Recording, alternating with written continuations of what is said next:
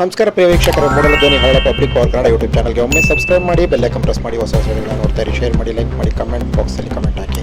ಕರ್ನಾಟಕದ ಒಂದು ಪ್ರತಿಷ್ಠಿತ ದೇವಸ್ಥಾನವಾದ ಮಲೆಮಹದೇಶ್ವರ ಬೆಟ್ಟ, ಚಾಮರಾಜನಗರ ಜಿಲ್ಲೆ ಹನೂರು ತಾಲೂಕು ಮಲೆಮಹದೇಶ್ವರ ಬೆಟ್ಟದಲ್ಲಿ ನೆಲೆಸಿರುವಂತಹ ಶ್ರೀ ಮಲೆಮಹದೇಶ್ವರ ಸ್ವಾಮಿ ದೇವಸ್ಥಾನದಲ್ಲಿ ಬುಧವಾರ ಬೆಳಗ್ಗೆ 7 ಗಂಟೆಯಿಂದ ಸಂಜೆ 6 ಗಂಟೆವರೆಗೂ ಉಂಡಿ ಎಣಿಕೆ ಕಾರ್ಯ ಪೂರ್ಣಗೊಂಡಿತು. 2,14,40,939 ರೂಪಾಯಿ ಹಣ ಸಂಗ್ರಹವಾಗಿದೆ.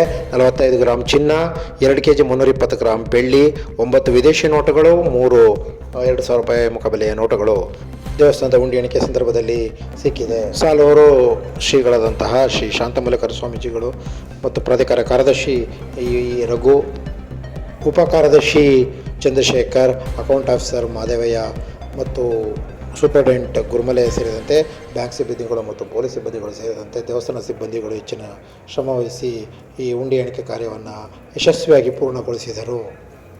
8/1/2026 ರಿಂದ 3/2/2026 ಒಟ್ಟು 27 ದಿನಗಳಲ್ಲಿ ಒಟ್ಟು ಹಣ ಎಷ್ಟು ಸಂಗ್ರಹವಾಗಿದೆ ಎಂಬುದರ ಬಗ್ಗೆ ಈ ಉಂಡಿ ಎಣಿಕೆ ಕಾರ್ಯ ಪೂರ್ಣಗೊಂಡಿತು.